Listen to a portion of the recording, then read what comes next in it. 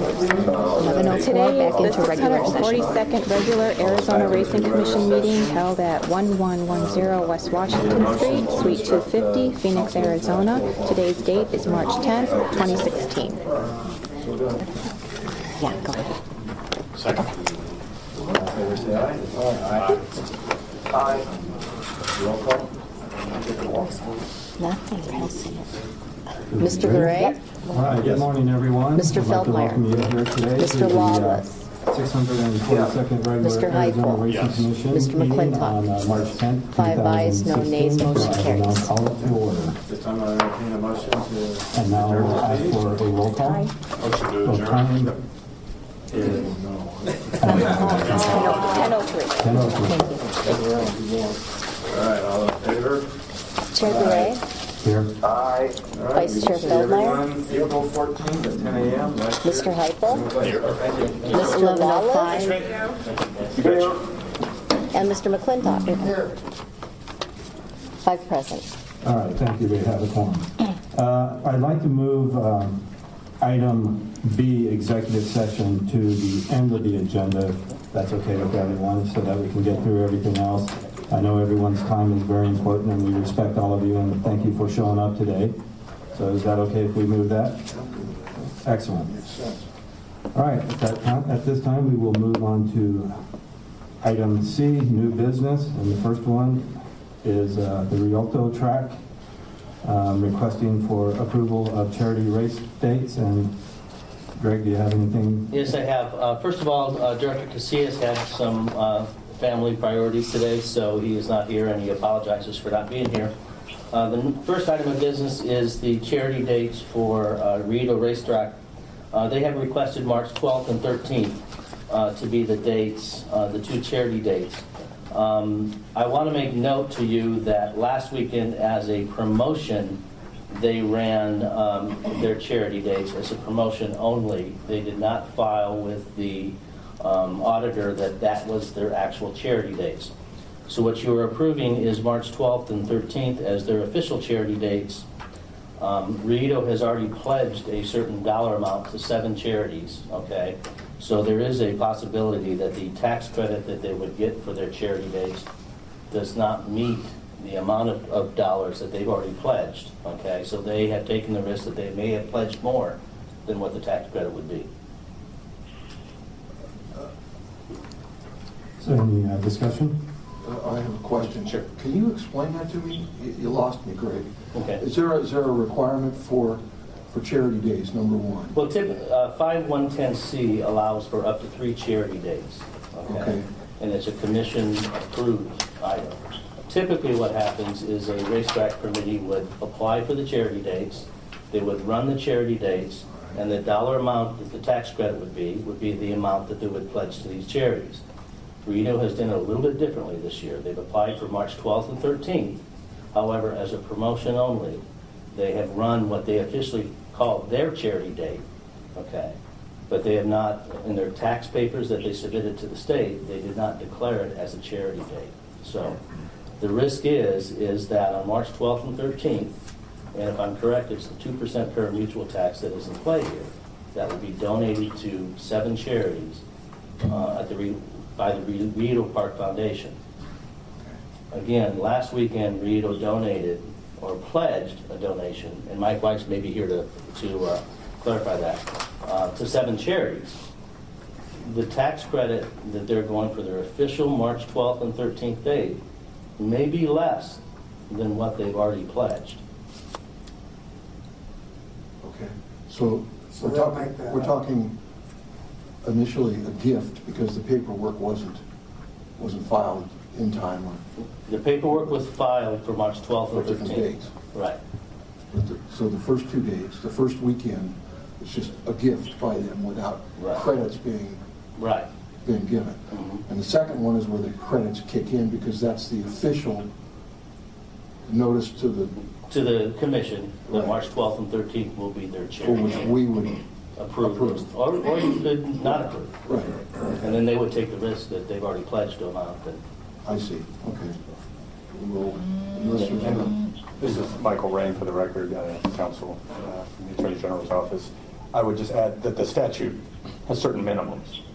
You have to, it says in no event shall the amount given to the charities in charity racing days be less than the amount that would otherwise have gone to the state as the state's share on a non-charity day. So what your statute says is, if you're going to run a charity day, you have a minimum out of what occurs that day that you have to donate. I think what Greg is essentially saying is they've already said they're going to give a certain amount. That might not match with the minimum, but they're obligated to do the minimum at least, and maybe they'll do more. If what they pledged didn't meet the minimum, I guess they'd have to contribute the extra to meet the mandatory minimum donations that are in your statute. And then at that point, they're eligible for a tax credit. Is that the way I understand this? That would be the amount that they would donate. Right, okay. Got it. Did you have anything you needed to add? No, I can add, we did, State your name and... Mike Weiss, General Manager of Rio Park, we did have, made it a little bit of a fun and an action of a promotion last week where we did choose charities both Saturday and Sunday. We named races after them. And then on the final race, we drew out of a hat, post positions, and we gave different charitable amounts to the charities based on their positions winning. One of the reasons it was done as a promotion and that part of it moved was because of Martha McSally singing the national anthem. So that was one of the reasons why we had a little bit of a change, but we're still committed to what we have already given out. I just wanted to add, both you and Turf Paradise, I'm always on Facebook and observing things, and both the tracks, you guys have done a great job on promoting your promotions that you have coming up at the tracks, and have done an excellent job. So if we have no further discussion, I entertain a motion to approve the Rialto Racing League's charity race dates for March 12th and 13th, 2016. So done. Second. All in favor, say aye. Aye. Roll call, please. Aye. Chair Garay, Yes. Mr. Feldmeyer, Yes. Mr. Lawless, Yes. Mr. Heupel, Yes. and Mr. McClintock. Yes. 5 ayes. All right, thank you. Motion passes. Now, item 2, is this the item that we... Now, this is Greenlee County, which was originally part of the El Muerto Compass County Fair Racetrack plan that they were going to run live. Greenlee County has applied for a 3-year permit for years 2016, 17, and 18. As soon as they applied for the permit, they realized that financially they thought they couldn't run live, so they've asked to run their first year at Turf Paradise for the dates of April 9th and 10th. And I do have an agreement with Turf Paradise as well as the Board of Supervisors letter approving that. And obviously the department recommends approval. Any discussion? A couple questions again, just so that I learn along the way. County fairs have the ability to run racing days. Yes. That's right. How many are they allowed? Typically, there are 4 days that they Each county, if they have a fair association, right. has 4 days. So then there must not be a requirement for them to run it within the county in which they reside. No, typically what they're able to do is to run their race dates at a commercial racetrack. They have to have an agreement with the commercial racetrack, and typically those are done at Turf Paradise. Okay, all right, that's fine. So what we're being asked to do here is nothing any different than what we've been asked to do in the past. That's correct. Okay. No, and we're, for 2017 and 2018, I see it's just to be determined. To be determined those dates. Okay. Thank you. So we're just approving the 16 dates? Is that all we... So, okay, then we need a motion to approve the Greenlee County Fair permit for the year 2016 to be run at Turf Paradise on April 9th and 10th of 2016. So moved. Second.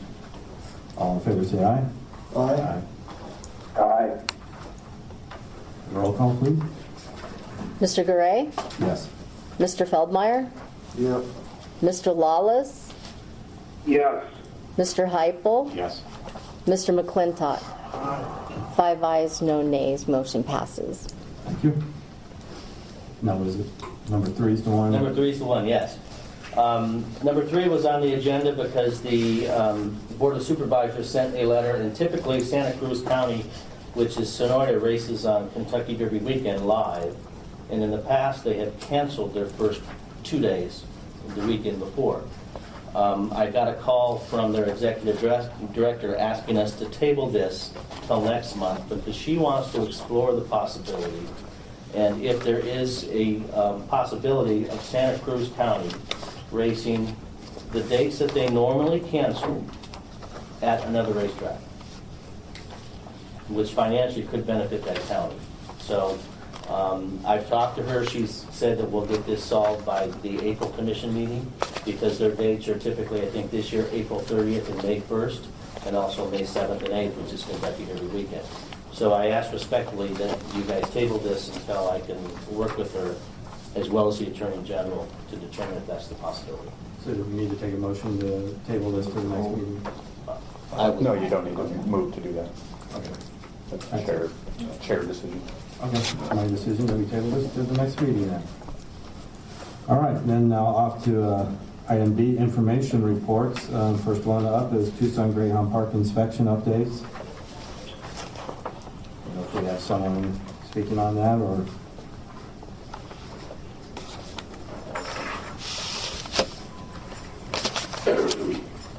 Hi, my name is Dan Reiners, and I'm the chief steward for Greyhound Racing. Good morning, Mr. Chairman, Commissioner members, and Mr. Stiles. My report's kind of basically the same. We have had some issues at Tucson that have been added into the report, but Dale Pop and I have sat down together, and I kind of reformatted my report to put them in order as he's going to get to them as his priority is set.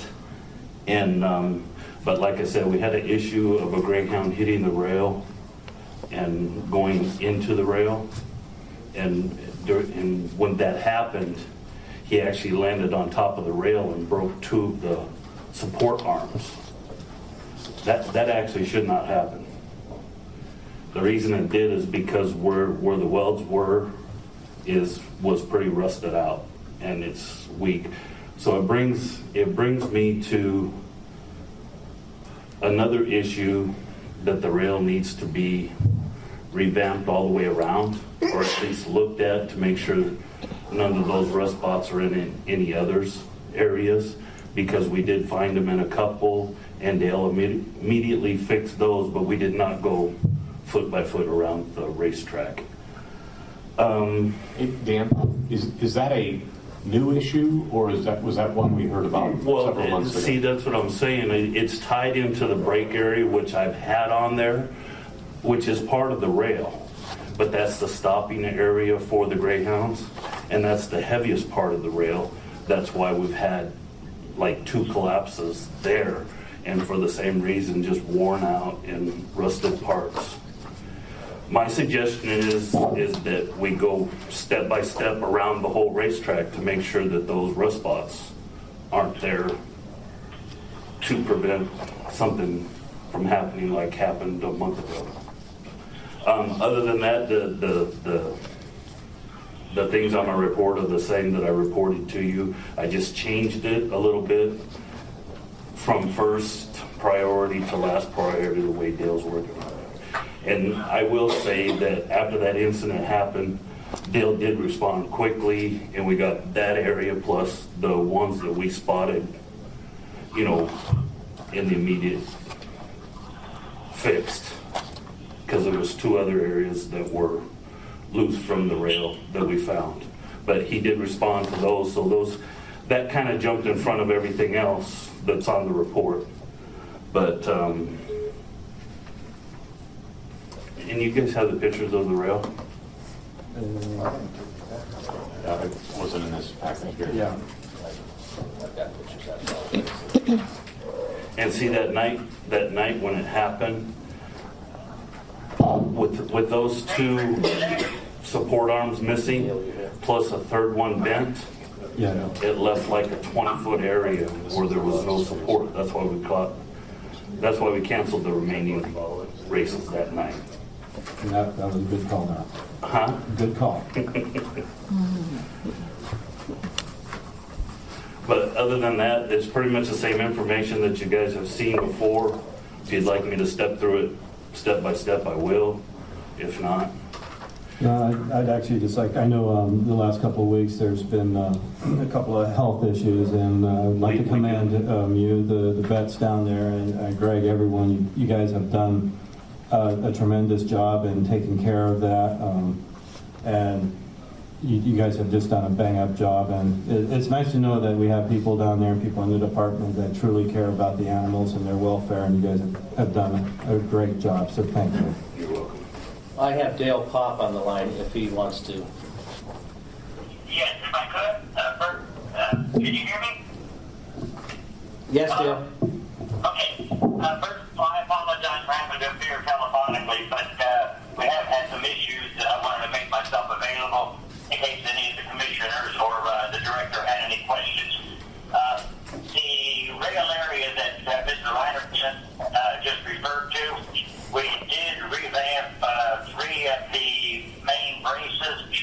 I did walk the remainder of the track to make sure that we didn't have any other areas that were immediately in danger of falling or breaking. We're in pretty good shape there.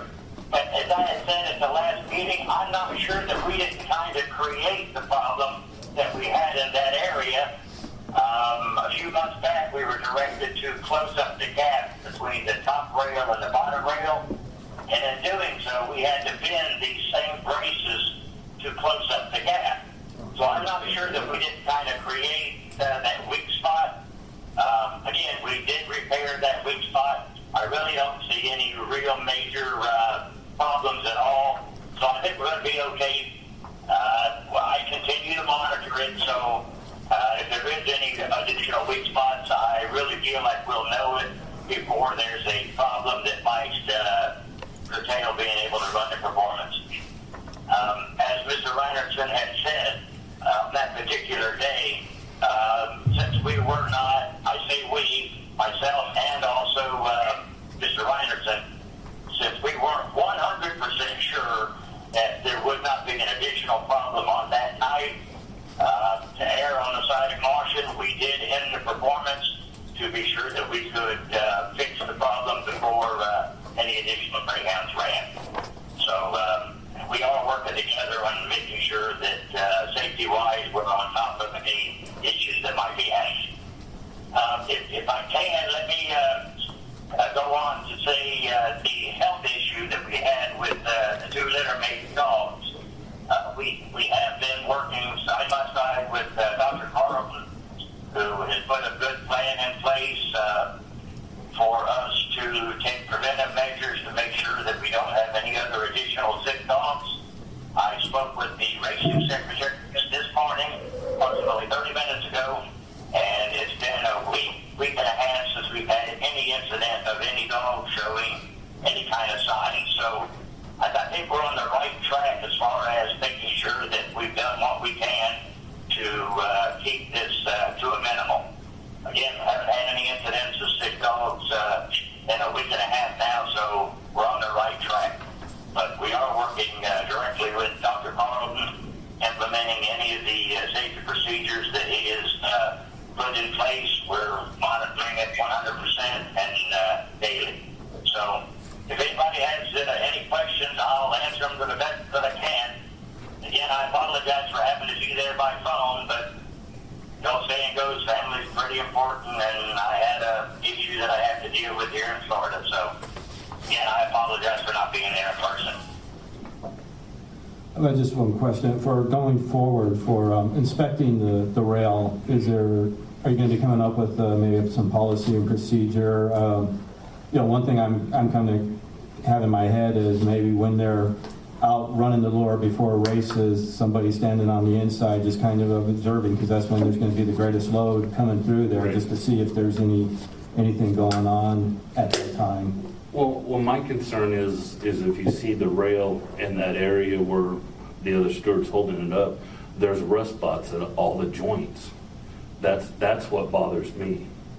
and a dog flipping over and landing on 3 of them should have not removed those. If that's the case, which it is, then we have weak issues in the rail.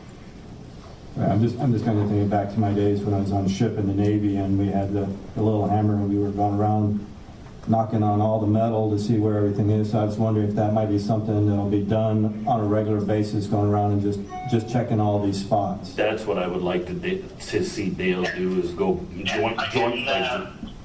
I can say that that will be done. I personally am out on the track quite a bit, so that'll be a job duty that I delegate to myself to keep up with and make sure that we don't have any weak spots developing.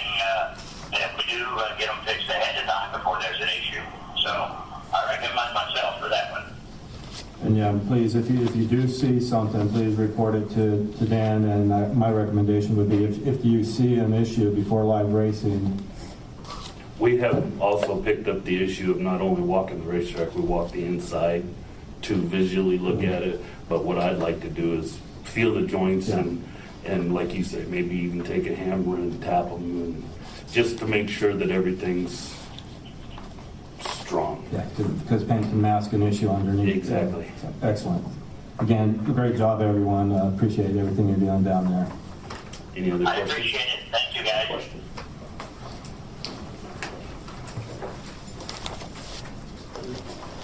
All right. Number 2 is the Division of Racing is in the process of scheduling some follow-up meetings. Anything to report on that, Greg? Sherry Costas had sent out an email asking for everybody's schedule, and we'll be doing that, I would assume, within the next couple of weeks, certainly before, I would say, the next commission meeting. Who's sending out? Yeah, no, I'm going to send you guys also an email. Send what? For a follow-up meeting that we had on February 26th over at On the Turf. okay. And then we had one, or no, we had one here on the 26th. Excuse me, Mr. Chairman. Just on the We're talking about wagering study assessment. session then? Yeah. I think some On the study wagering sessions trying to figure out how On the to. wagering assessment. I think we set it for June, at the June meeting, to have a discussion on whether to keep it at the same or lower it. So, excellent. As a representative from the commission been at those meetings? Yeah, Jay has been. Okay. I think at that time we asked for just one, but we can have up to 2.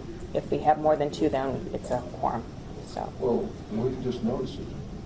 I don't have any problem with having a study session. I don't care who comes.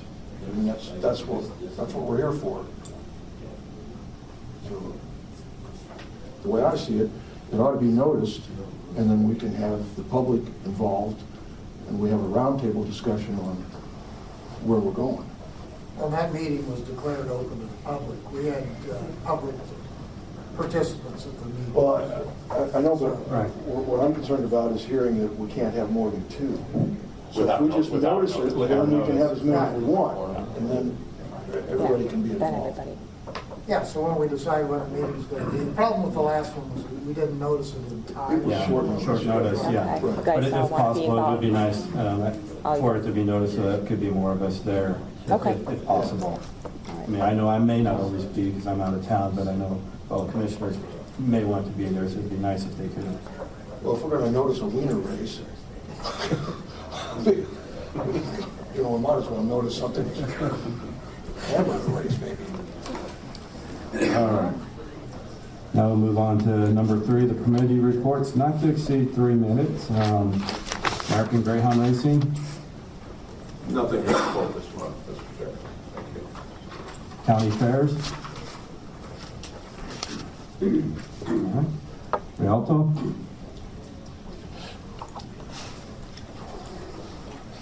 Mr. Chairman, members of the commission, my name is Mike Weiss, General Manager of Regional Park. To report on the season, I have to say, despite our late start and the short time we had to get open and obtain our portable stalls, and then suddenly looking around and seeing this quarantine around us and working with Dr. Scott Waterman, who was terrific to help us set up a nice protocol, which the horsemen accepted and were very, very enthusiastic in helping us in that because they understand the situation. that we move forward, that this meet has absolutely exceeded my expectations. We've had a terrific 4 weeks. We have 2 more weekends to go. 2 weeks ago, we were blessed with the Budweiser Clydesdales, and at that little 5-ace track, we had over 14,000 people over the weekend. I mean, you couldn't walk. It was exciting, and it was just fun, but we've had a great meet all the way around. Despite for early weeks, we had some short fields because of the quarantines. We're actually picking up now. We've added an extra race for Saturday, so we have 9 races Saturday. We did do a little groundbreaking history by sending our video out the last 2 weeks. It's not a moneymaker at this time, but it's baby steps, and our video is professionally done to the point where you will see we stand up alongside the major tracks when you look up at the TVs. We've had a lot of the account wagering companies, Hawthorne, Chicago OTBs pick us up. What is exciting about this, if any of you saw the article or the press release that was in the Pollock report, which was written by a U of A student, was the fact that this whole production is being put on by students. So we took this relationship to another level this year. The students not only, or the teachers not only embrace this as part of the curriculum, but at this point we have students in the racing office doing the graphics for the television, doing the photo finish, the timing, our Equibase chart calling, all the writings, the journalism, putting the programs together, our promotions, and our social media is all being done by students, so they all have a big part in this, and I think it's some great stepping stones going forward. Any questions for me? Congratulations, that's great.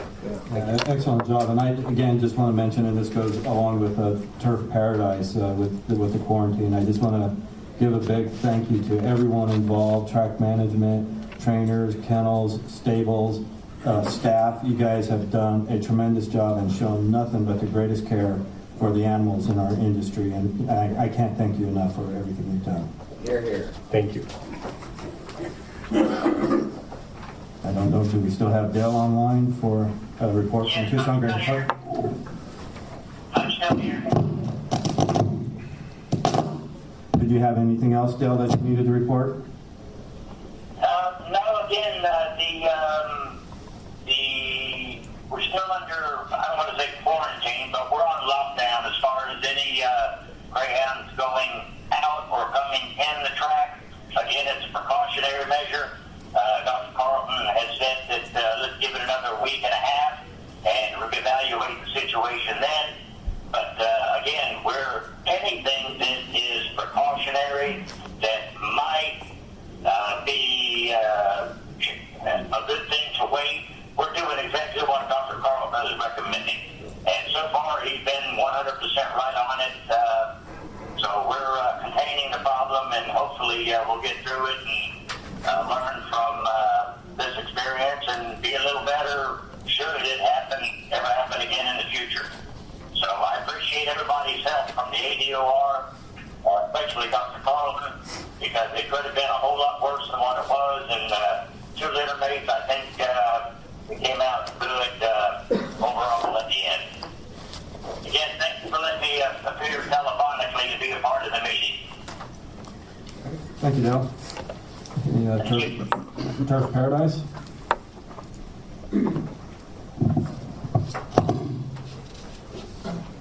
Chairman Gorey, Commissioners, and Director Stiles, Vincent Francia, the General Manager of Turf Paradise.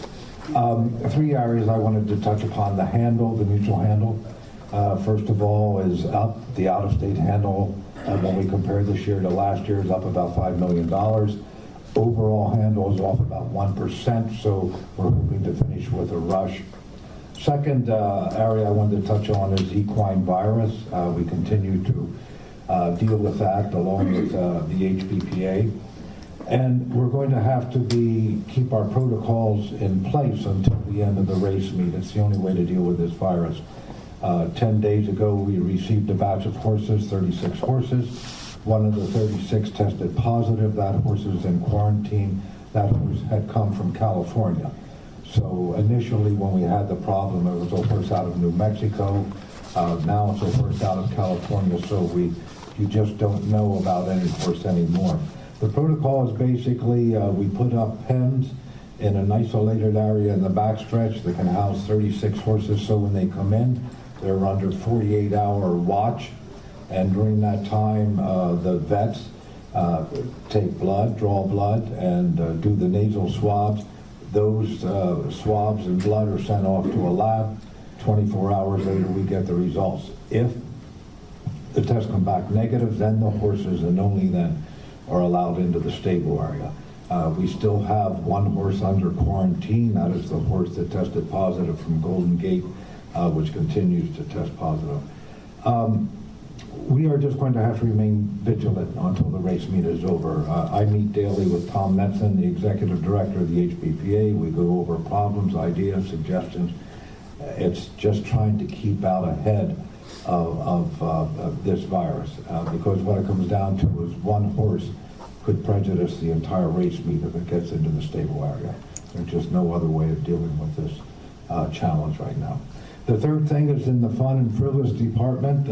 Turf Paradise is looking forward to Chairman Gorey doing the Master of Ceremonies again on Saturday. That is the Wiener Mania Day. We have over 200 wieners that are going to race throughout the day. And yeah, I know. The horses are racing too. I might throw that in.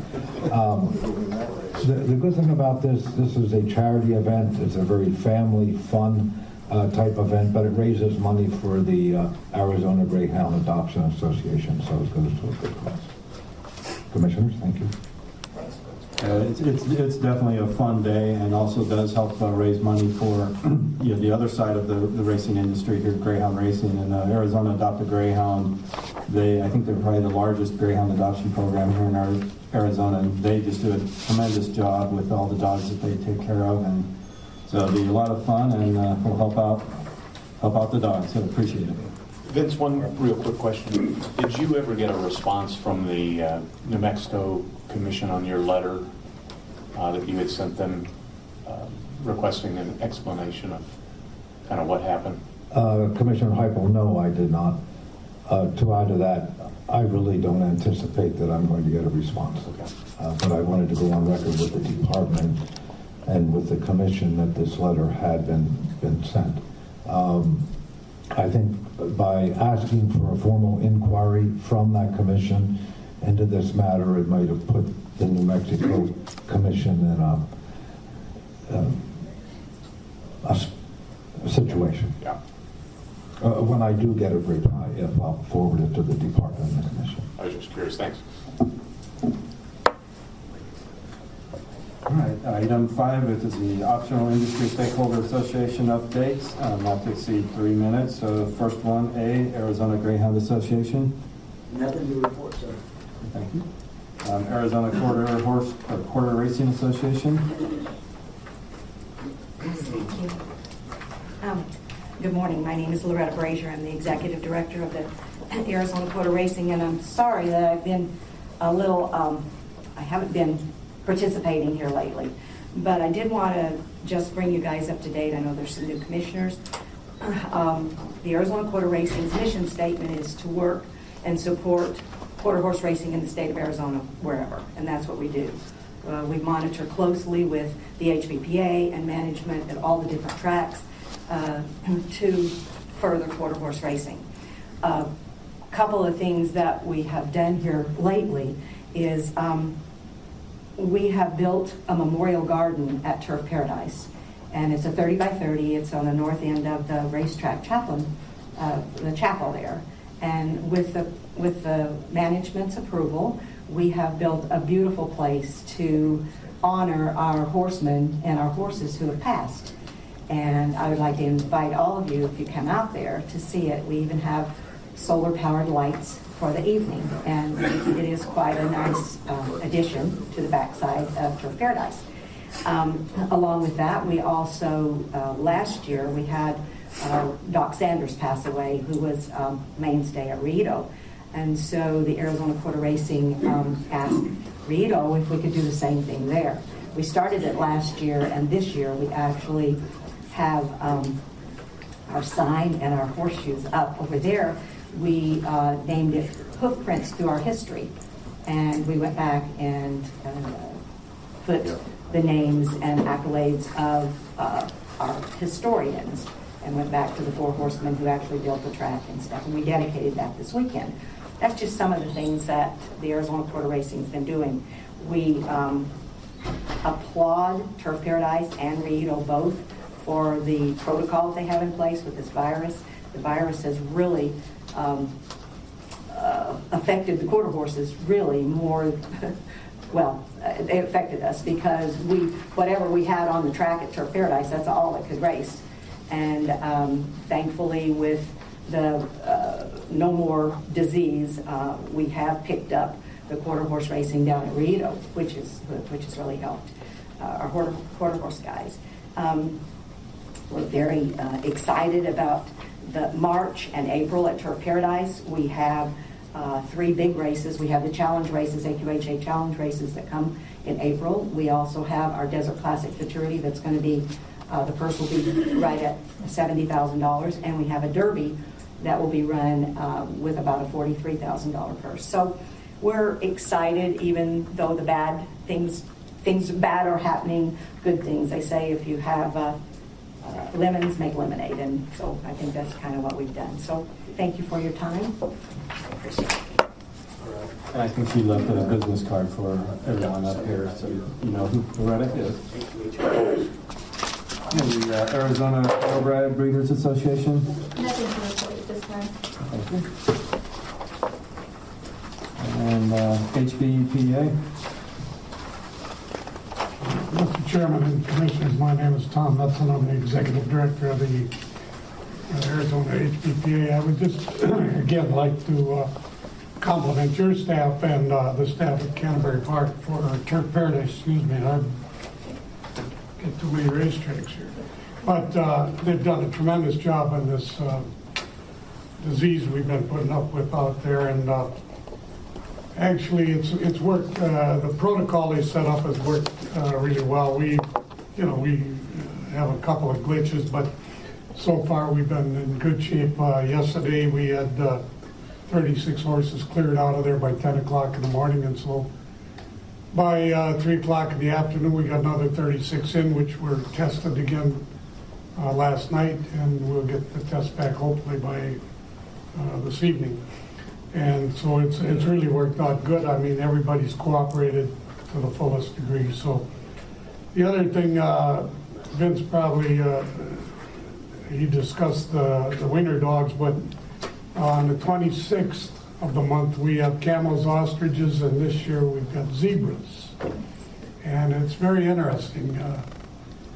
The zebras are not friendly creatures to have, and they aren't very good at racing. But anyhow, you'd appreciate it, and you ought to come all out. And thank you for your time and effort. Is that the 26th of this month? Yes. I think, isn't there also a day for the police canine as well? Commissioner, yes. The Phoenix Police K-9 unit is part of the alternative race day with the camel, ostriches, and zebras. That should be a fun day. Again, I just want to reiterate, I know the industry, there's always a lot of negativity, but with what you've seen with the quarantine, everything everyone did there, I couldn't be prouder of the people I represent, people I work with, staff. You guys did a wonderful job and should be thoroughly thanked. And everyone should know what great people you are and what great care you have for our animals. So thank you. Okay, Jockeys Guild. No one? Okay, then now we'll move on to item E, Commission reports, a summary of current events affecting Arizona Racing Commission. Do we have anything for this? Nothing other than what we discussed on the RWA.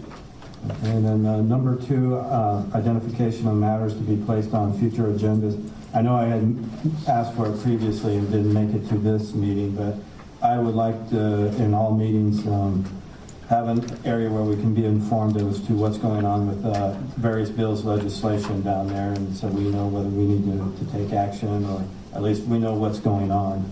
I know just the other day when I did a quick check I always check for Racing Commission, racing, horse racing, greyhounds. There was I saw several bills that popped up. So we'd just like the commission to be informed as to what's going on. When we can take that up, I'll mention it to Rudy and the Public Affairs Department. Right. Anyone else have anything? All right, we'll move on to call to the public. Do we have anything? No one signed up. Okay. Now, the next item is going back to number 1. I believe we'll need to have a motion to move into executive session. So moved. Second. Roll call, please. Mr. Garay, Yes. Mr. Feldmeyer, Yep. Mr. Lawless, Yes. Mr. Heupel, Yes. Mr. McClintock. 5 ayes, no nays, motion passes. The time is 10:42. Thank you, Vince. The first executive session. Thank you. Regular session. 11:04, back into regular session. Call us back into regular session. We need a motion to instruct council to act as instructed during executive session. So done. Do you have a second? Second. All in favor, say aye. Aye. Aye. Roll call. I'm going to take a walk and vote. Mr. Garay, Yes. Mr. Feldmeyer, Yep. Mr. Lawless, Yes. Mr. Heupel, Yes. Mr. McClintock. 5 ayes, no nays, motion carries. Okay. This time I'll entertain a motion to adjourn this meeting. Motion to adjourn? Yep. I'm going to vote no. Stick around if you want. All right, all in favor? Aye. Aye. All right, we will see everyone April 14th at 10 a.m. right here, same place. Thank you. 11:05. You betcha. Able.